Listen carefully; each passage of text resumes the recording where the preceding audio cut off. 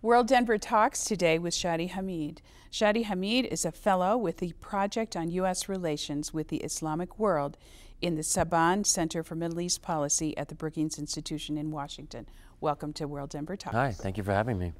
He is the author of a just published Temptations of Power, Islamicists and Illiberal Democracy in a New Middle East. He's also a correspondent for The Atlantic magazine. Let's get started with kind of a key concept in your book. It's counterintuitive to many of us in the West to think that as countries become more democratic, that they would become more orthodox and conservative.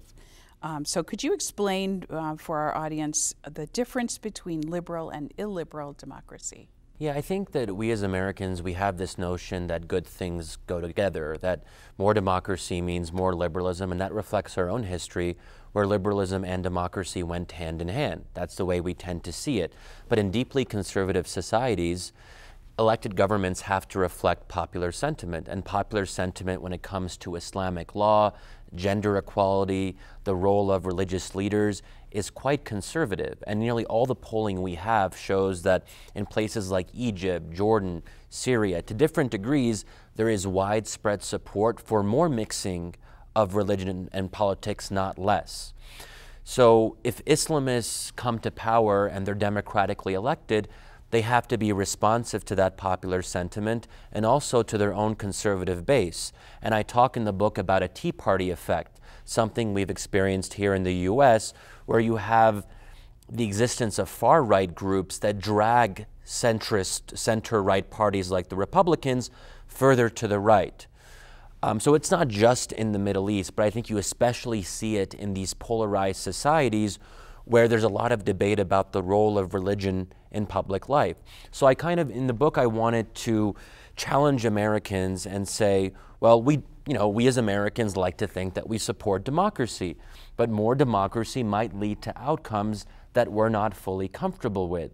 There's a trade-off there, and it's a thorny question, not just for Americans writ large, but also for policymakers as they decide what to prioritize in their dealings with Middle Eastern countries. You write in your book that Islamic movements thrive on repression. Can you explain that?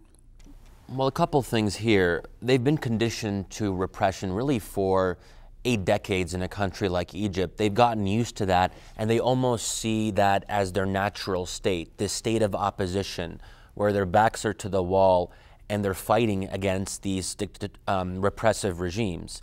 But not just that, I argue in the book that contrary to the conventional wisdom, repression can have a moderating effect on Islamist movements. And we see that over time in countries like Egypt and Jordan, where groups like the Muslim Brotherhood embrace tenets of democratic life. They reach out to secular groups. They democratize their internal organizational structures, but they do that as repression is getting worse. So that was a bit of a puzzle that I was trying to address, and I used that to get into a broader discussion of how Islamist groups evolve over time. And I think it's very important to understand how they respond to incentives and pressures. So what does that imply for U.S. policy? Does that mean we should support repressive regimes because it keeps the Islamic parties on the moderate side? What I would argue here is that if there's a tension between liberalism and democracy, if we are in fact as Americans small d Democrats, we have to respect outcomes that we may not be comfortable with. So if Islamist groups are coming to power and they do things on women's rights that we disagree with, or they restrict alcohol consumption, or they segregate the sexes in primary school, things like that, we don't have to like it, but I think the important thing, are Egyptians, Jordanians, Tunisians, whatever it might be, are these decisions that they're supporting through the democratic process? And I pose this question in the book, do Arabs have the right to decide through the democratic process that they would rather not be liberals? Do they participate in elections and respect elections? And I think so far, Islamists have shown that they are committed to the democratic process. So for me, that's the main condition. Mm-hmm. I recall a conversation that I had with an extremely well-educated Kuwaiti woman. She was a professor with a PhD, and it was just before women got the vote in Kuwait. And she was opposed to that. She was opposed to extending the vote to women, which of course would include herself. And she said, when women get the vote in Kuwait, things are going to get worse. How do you explain her view? Yeah, well, Kuwait's a fascinating example because you had women's organizations during that debate actually arguing against giving women suffrage, which is just mind-boggling when you think about it, you know? So there's almost this question of, are they voting against their interests? They don't even want to have the right to vote in the first place. So you had that situation.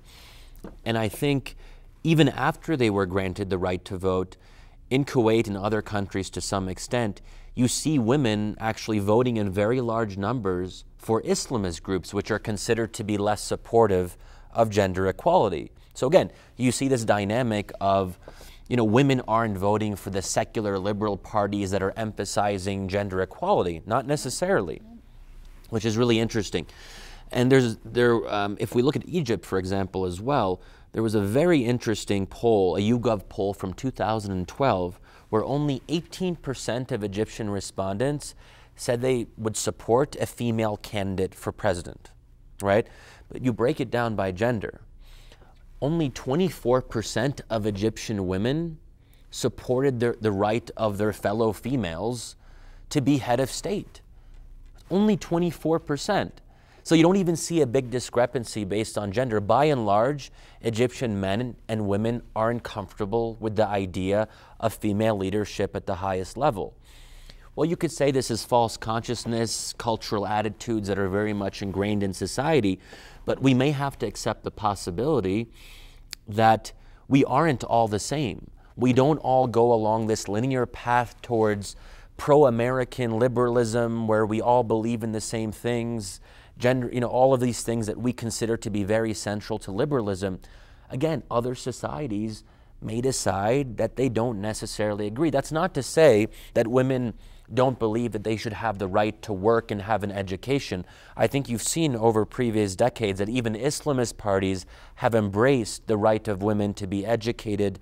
There are many Islamist women now who are members of parliament in Tunisia. They're part of the main Islamist party there in Nahda. But they might draw the line at a different place than we as Americans do. What if a country that respected democratic principles and followed what we would consider appropriate procedures, what if they voted in a direction that that really violated the UN Human Rights Declaration? Yeah, it actually often does happen, not just in the Middle East, but illiberal democracies are something we see elsewhere. I mean, Hugo Chavez in Venezuela, it has happened and it happens increasingly. And if we look at the case of Egypt, for example, when Mohamed Morsi of the Brotherhood was elected president and he was overseeing the constitution drafting process along with Brotherhood supporters, there were things in that constitution that some could argue violate the Universal Declaration of Human Rights, that it doesn't go as far as it should on protections for women and gender equality and things of that nature. Now, the Universal Declaration is interesting because we kind of use it as a benchmark, but we have to pose the question. We call these universal values, but they aren't universally held.